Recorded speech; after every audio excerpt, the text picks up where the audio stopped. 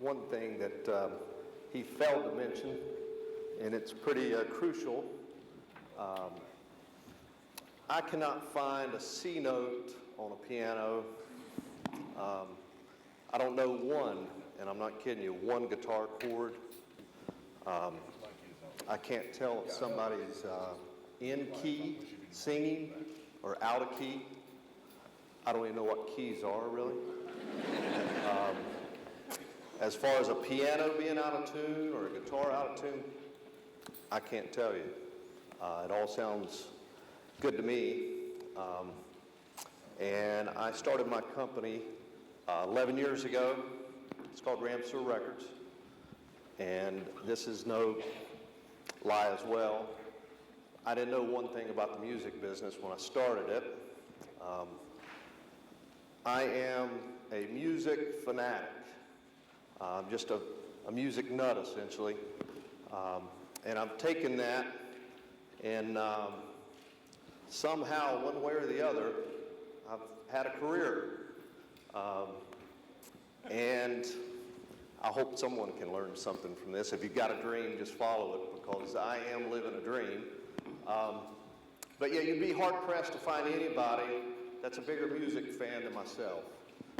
And despite my shortcomings as a musician or knowing anything technical about music, I am a true believer in, I guess, the American dream. If I can do this, you know, you got to follow your dream. You can do things that you don't even know that you can do.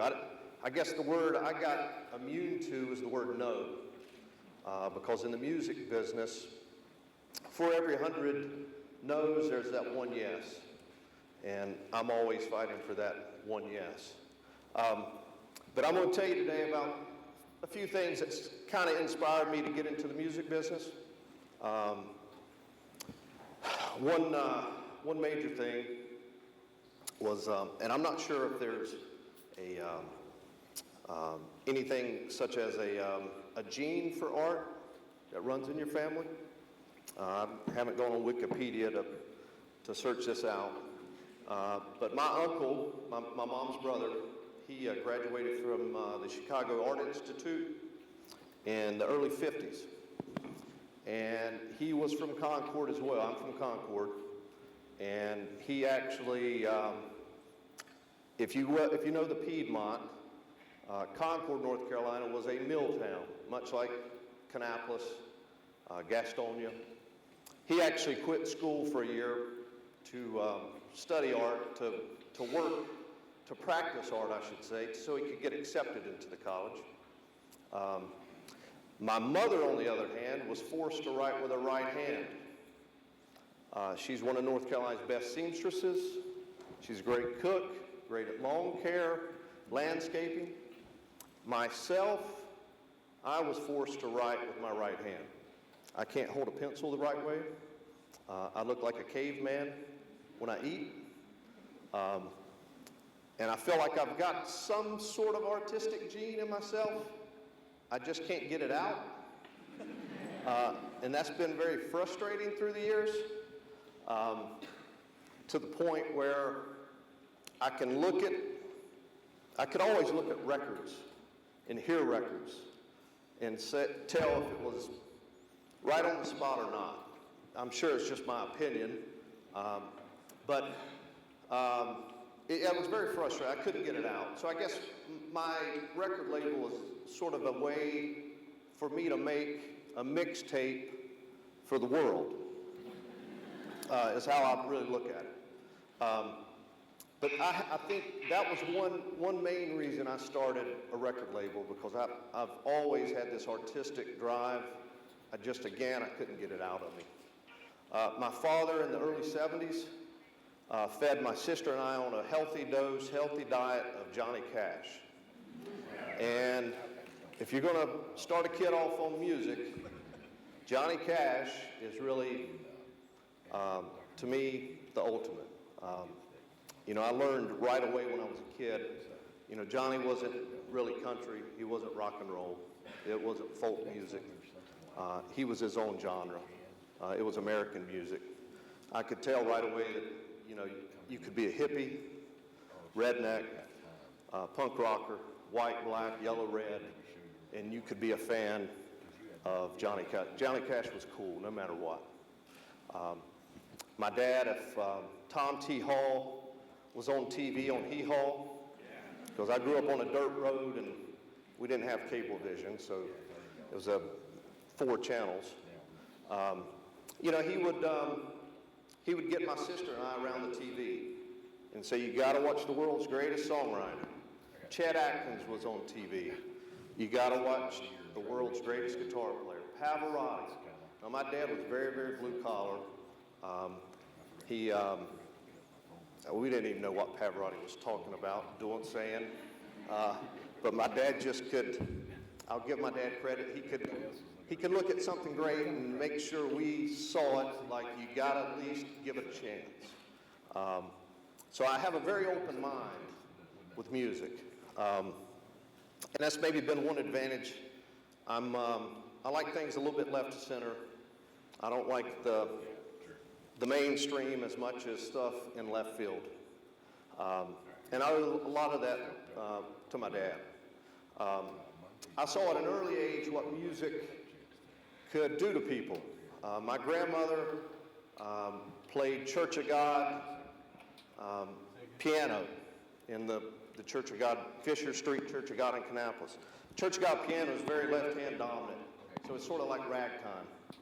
And my sister and I would go to their services on Sunday night, and they could get whipped up into a frenzy, shouting, stomping, and there my grandmother, 80 years old, is rocking out. That made a big impact on me. Gospel music as a whole, as a kid, I could see could really get people into a spirit of things. In first grade, first show and tell, I took a 45, and the song was by a band called the Fleetwoods. It's called Come Softly to Me. It was a late 50s hit.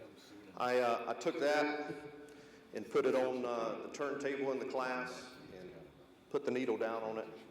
And my teacher thought that was the cutest thing. She thought it was the greatest thing that I was playing this Fleetwood song. Even so, she even went and got the principal to come to class, and we played it like 5 or 6 times. I didn't have to say one word. The music just played. And right then and there, I knew there's something to that. So my dad, healthy diet of Johnny Cash, and pretty much anything great. Seeing music could have an impact on people. And then growing up in a mill town. I don't know if anybody's from Cabarrus County here, but at one time, 80% of the people in Cabarrus County had some affiliation with the cotton mill, Cannon Mills. Both of my grandfathers worked over 50 years in the mill. My grandmother worked 45 years.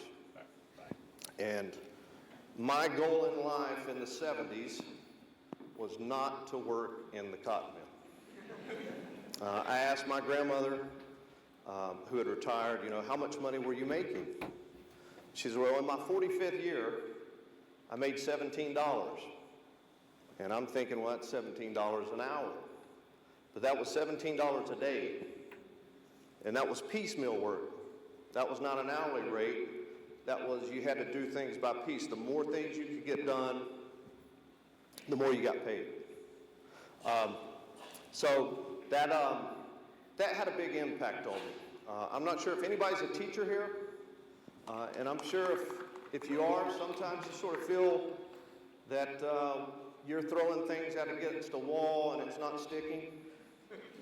But when we learned the Industrial Revolution, I learned a very valuable lesson.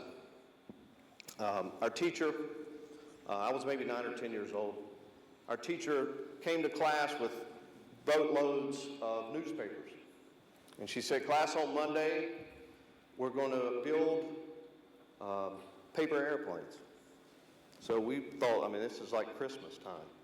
We thought this is the greatest thing ever. It wasn't Christmas time, but we thought it was like, hey, this is Christmas. On Monday, for like 3 hours, that's all we did. She broke us down into stations. And the first station took the papers out of the box. Second station cut the papers. Third station did the airplanes. They put them in the boxes. First day was great. Everybody loved it. Second day, we still loved it. Third day rolls around, and it started getting old. Fourth day, do we got to do this?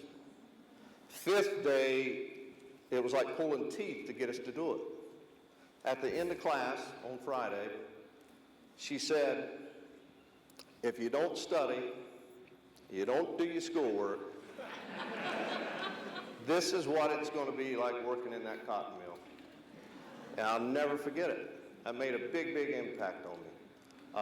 Now what that has to do with music, it just gave me the drive to get to beyond something outside of Cabarrus County.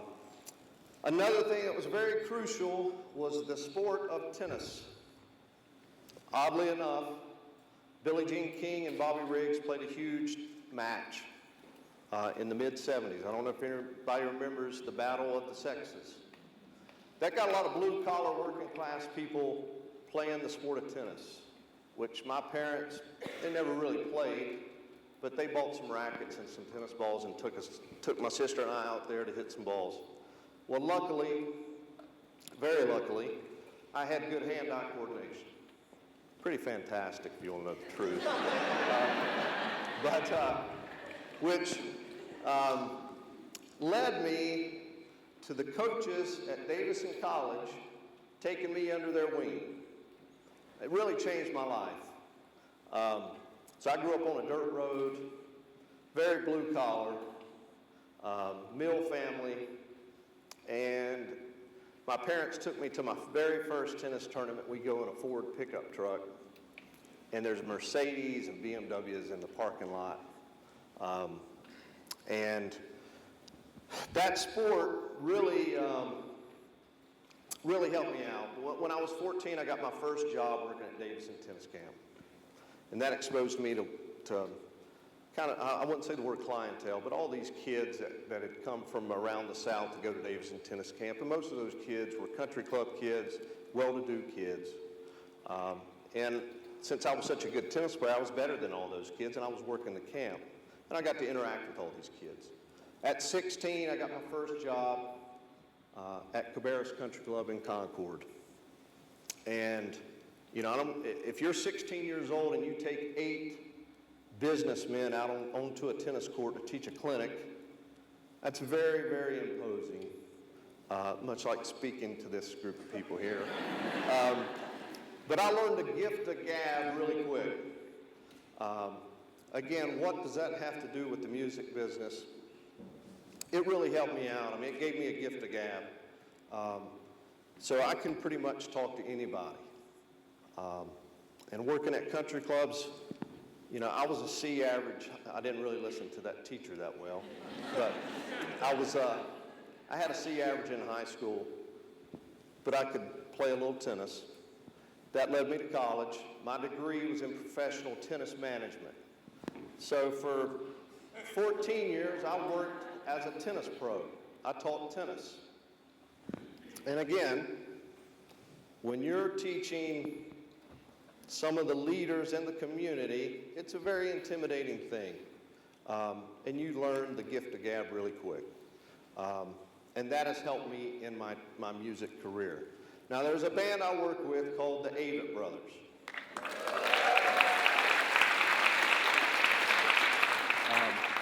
And I work with them, and I'm very honored to work with them. And I don't know if you haven't seen them. They're like a carnival coming at you with all the lights on and all the rides going at one time. And somehow we have been able to make a mark on this business called the music business. We're really not even in the music business. I'm in the people business, essentially. I invest my time, my money into bands and their art, and I help them produce that art. and I help oversee that art, keep a watchful eye on it. I don't have a contract in this business. It's all shake hands. But with the brothers, we've been able to really, really have some success. One other key thing for me in the music business that I learned growing up in the South Piedmont here was NASCAR. Richard Petty. Everybody know the King? Richard Petty would sign autographs till nobody wanted one. He would shake hands and kiss babies until, I mean, it was amazing if you've ever seen him in action. His autograph is a work of art. When I first started working with the brothers, I told them, we've got to do, I call it the North Carolina 101. You just treat people the way you want to be treated. And we had to do what Richard Petty did. And we've done it. And we went over one fan at a time. And it's really amazing when you go into Indianapolis and you play for 20 people 8 years ago, then you go back and you play for 100, then you play for 300, then you play to 400. And 2 Saturdays ago, we played to 7,500 people. And it all started with this mentality of let's get a good product, let's make that product handmade, let's take care of that product, let's, and I don't mean to use a bad word, let's never whore it out. And I mean, really, really take care of it. And to see how that's translated in this industry we're in, we've gone against the grain. We've done it an old school way. Has anybody ever heard of Athens, Ohio? I'm surprised. It's hard to find Athens, Ohio on a map.